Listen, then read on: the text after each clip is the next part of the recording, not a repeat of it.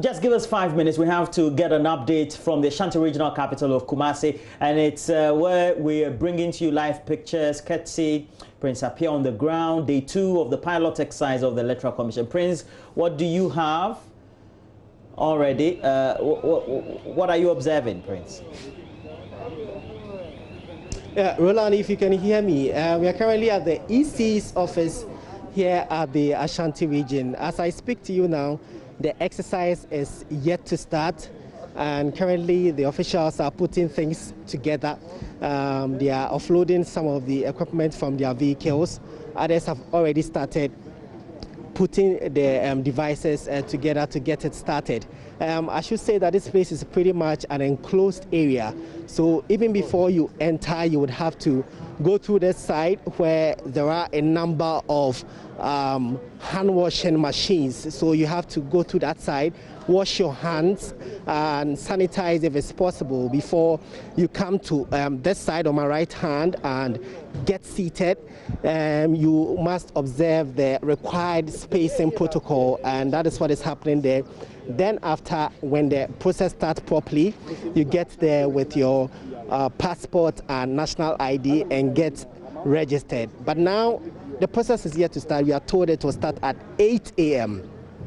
So let's speak to some of the people who have been here for quite a number of minutes now and understand their motivation of coming here. Thank you very much for joining us on Joy News. Yes, sir. Yeah. So your name, sir? Very Reverend J.B. Dankwa is my name. I'm a Methodist minister. All right. So what is your motivation? Why are you here this morning? Oh, the voters registration, I know, is a national exercise, and it's a very good one. So I have decided to take part so I can educate my church members on the actual registration, which will take part in maybe is it the end of June? When is it going to take place? The actual. Very soon. Okay, so I want to take part in the pilot one, so I can educate my church members. Yeah. And what are your expectations this morning? You've been here quite a number of hours now. Oh, there is a calm life. Everything is calm and the weather is good. The people are seated, waiting for their turn. At least 8 o'clock, they will take their turns. So it's a good place, quiet. All right, so he's a Reverend Minister, and he believes that this is a very important exercise for him. After going through the process, that would help him educate his people when they go to church or through whichever means possible to understand the electoral process and why the need for them to go out there and register. I should say that the process is still ongoing. The preparations for the start of this morning's exercise is still ongoing. The officials still putting things together, and very soon when it starts, we'll definitely update our listeners there.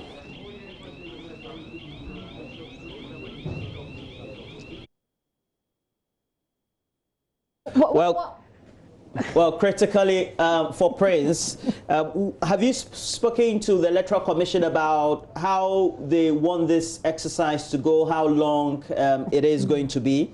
Just shortly before we return to our main conversation with Dr. Emmanuel Akwete. Well, looks like we're getting some. Prince cannot hear us. So that's our live report. Kumasi, the EC office, the regional office there, and the latest we have. But Prince is back. Again, understand the average number of people that they will be able to accommodate when the process proper starts. Thank you very much for this update. And simultaneously, this exercise is also taking place across the regions as designated, as we got from Dr. Sribo Kwaku, Director for Electoral Services for the Electoral Commission. But it's where we return to Dr. Emmanuel Akwete on stream. Now, if we all do agree that the EC should have gotten the stakeholder consultation, the efficiency of the mechanism right, would you say that then the Electoral Commission up to now has not been communicating enough, even though it's been talking? Oh yes, communication challenges. It has. If you compare what is happening now to 2016 to 2012, I think a lot more communication is required. Also, anytime EC communicates, it educates. Okay, it explains what it's going to do, where it will get to, and what kind of support it needs from people, the assurances it gives, and so on. So that communication is important. Secondly, you would find out that communication is not only left to communication officer. Okay, usually the EC chair plays a very important role, Afarijan.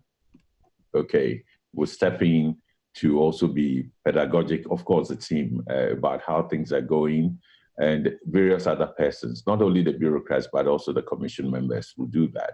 So I think at this stage, the process is starting, which is very good, but they need to be quite active in explaining things at every stage, okay, and also letting people know ahead of time. I like the Reverend Minister. I like his sense of civic responsibility. And as a leader, he said he's gone there to participate in the pilot so he would know how it works and he would educate the members of his congregation or his church.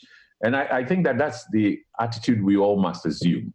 Those of us who have the privilege or the opportunity to go through the pilot, we should do it with a sense of civic responsibility, that we would ask all the questions. What doesn't work, let them know. What works well, say it so they can do more of those. But we also have to educate others. And when it comes to that, the parties are organized. You see, organization determines everything. Much as the Reverend Minister has this good sense, and probably somebody from organized labor would be there, somebody from the business associations would also participate, and so on. I think everybody wants to know exactly what needs to be done, how is it going to go. They are testing their COVID-19 protocols, the hygiene aspects are on the table, but we shouldn't also forget that public gathering is itself one of the things that COVID-19, anti-COVID-19 restrictions or measures do not encourage. But this time we're going to have them. Okay, so it's a complex thing, and they need to explain a lot to the larger public, whether it's radio, TV. I believe they have all these plans, but at least they should publish it. They should give us a sense of what is going to happen in the next 2 months, in the next 3 months if they like, and constantly get onto that. Education of voters or eligible voters who need to register. In this case, it's a general registration. It's not only done by the EC, and it's not only done by NCCE. Civil society organizations actually are a very major part of that. Whether they are the churches or the mosques or business associations, TUC, you also have NGOs and various other groups involved in that. In the past, EC conversations are with all these groups on how it wants to work. Okay.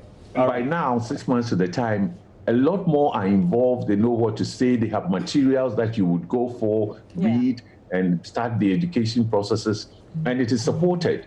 It is financed. In the case of NGOs, usually it's the Partners of Ghana, the Friends of Democracy for Ghana, because our government doesn't do that. Okay. In this COVID context, there are constraints. And it's not only even with the funding, the economic situation. So you would see that when the president spoke, he referred a lot to NCCE. Civil society organizations have canvassed a lot for government to support NCCE to do its work. But other groups also have to come in, and we need to find the best way that various citizens, civic education, education on the process of registration and all that would be done within the shortest possible time, but effectively.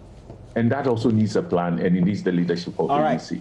Now, Dr. Kwete, we do know that clearly in the thick of affairs, a lot of interest groups. The Inter-Party Resistance Against the Voters Register already have one of their conveners or affiliate chair of the PNT invited to the police CID because of statement that had been made. But these actions clearly show that not everything is right and not everybody is in tune with the process, the buy-in that we needed. Yes, that's true. That's what I've been referring to, that we have conflict, serious conflict. Unfortunately, you see, our democratic norms, dialogue, deliberation, discussion, we are not strong on those. Okay, we boycott and we refuse to talk to each other. So here is a situation where you see clearly the EC is refusing to move further than saying this is what you have to work and that's what we have. And you also have the parties then, you see the resistance. What is resistance? You talk, you don't resist. In the talking, you debate, you argue. But there must be a willingness to find the common ground on which everybody would move forward. In our tradition, democratic tradition, we don't easily find common ground. We shout and we defiantly, physically, we use physical language. We will resist. I've heard NDC talk about resistance. I've also heard MPP talk about resistance. I was shocked when I heard MPP say they will resist the mopping up on the NIA process because and the word, I said, wow, a governing party is not just an election party, it's a governing. So MPP has to do elections to be re-elected, but it's governing, so it has responsibility towards the entire country. Sure. And so when it comes out with that kind of language, so our civic culture, the dialogue, the debate, the discussions, even the conversations are too limited. I mean, they are emaciated, you know, in the wider context of the public space. And that's why I do not think that inter-party resistance and so on is the way to go.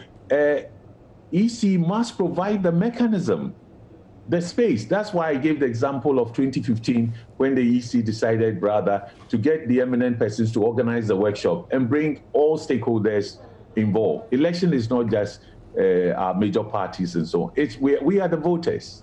In fact, they need our mandate and so on. So if the EC would find a mechanism as quickly as well, I don't think IPAC can serve that purpose because its conversation with IPAC is quite frosty and it doesn't progress. But it's not just this EC.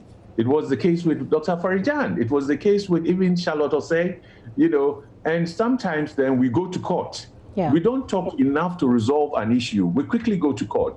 Fortunately, the Supreme Court has played such a crucial role in keeping our democracy in place and resolving the issues where EC and parties cannot agree. So I think the most important thing here is that the EC, whilst the testers, must seriously think of creating the avenue for that important conversation to take place so that whether it's on ID cards, whether it's on the COVID exposure that some parties are concerned with, whether it has to do with, the efficiency of things or whatever. I mean, those things is the EC's responsibility to open that space up. And I'm sure a lot of civil society groups and individuals will be willing to support it to do that because it's the EC that must lead in this organization of this election. And we want a credible election. We want peaceful election. So, and we must work with the EC and support it. But the EC must also open up and bring people around the table to find solutions because it's a servant leader. It cannot assert only its independence. In fact, that's not the most important. It must pursue the path of collaboration and be a servant leader of the electorate. Well, thank you very much. It's been a great 45 minutes of great interaction with you, somebody who has observed our governance structure, the electoral process over the last decades that we have. Thank you, Dr. Emmanuel Akwete, Executive Director for the Institute for Democratic You can also call me Bright. Yeah, yeah, Bright. Doc, have a great day. Have a great day, and thank you, as always. I have some quick messages here. This one says, which place is more secure, the church or the EC registration ground? 27 rules for the church and mosques, and only simple rules of mask wearing and social distance. Ghana today. The message is coming from Meshach. Opike from Rosso says Ghanaians have now seen the NDC lies, propaganda, hypocrisy, double standards, and above all, confusion in NDC against the EC by allowing their members to participate in the new register pilot exercise for their cars. So NDC don't have any good thing to offer us in 4 more years for Nana. Opike sent that message from Goso. Thank you for sending that message. This one says, we can't breathe when so much money is going to be wasted on voter registration. How can we breathe when we depend religiously on natural resources for our survival, when prices are being determined by someone else in the ivory towers thousands of miles away? It's a much longer message, but I can't read all of that at the moment. Okay, let me see if I can take this final one. If you see NDC gurus, this one says, if you see NDC gurus at the EC piloting new voters registration centers, doesn't it mean they are accepting to back the EC compilation of the new voters registration? But they want to have first-hand information about the upcoming limited registration from the EC. Ablade, Efiekuma, Zongo, Takrade says that in as well. Roland. Well, definitely. I wish I was part of this pilot. I wasn't invited. It's by invitation, though. So even the NDC gurus, etc., that the messages refer to were invited formally by the Electoral Commission to participate because they wrote to the parties. All right. But in the meantime, that'll be it for now. We'll bring you regular updates about the pilot exercise by the Electoral Commission on regular programming. And make sure you stick and stay because we do have a lot more. We're talking about the Joy News investigations currently that have uncovered breast cancer patients at the radiotherapy units of Ghana's 2 main referral hospitals. We're talking about the Konfa-Nochi Teaching Hospital and the Kolebu Teaching Hospital, even though these drugs and some of these fees had been covered or are covered under the National Health Insurance Scheme. An agreement signed between the Ghana government and the Swiss-based pharmaceutical company Roche in 2018 provided breast cancer patients with a treatment drug called Herceptin at no cost at all. But apparently these units of radiotherapy at the 2 hospitals are billing patients. And Joy News investigative journalist Kwete Nate reports the hospitals are making up to some 300 Ghana cedis per vial of Herceptin administered to these patients.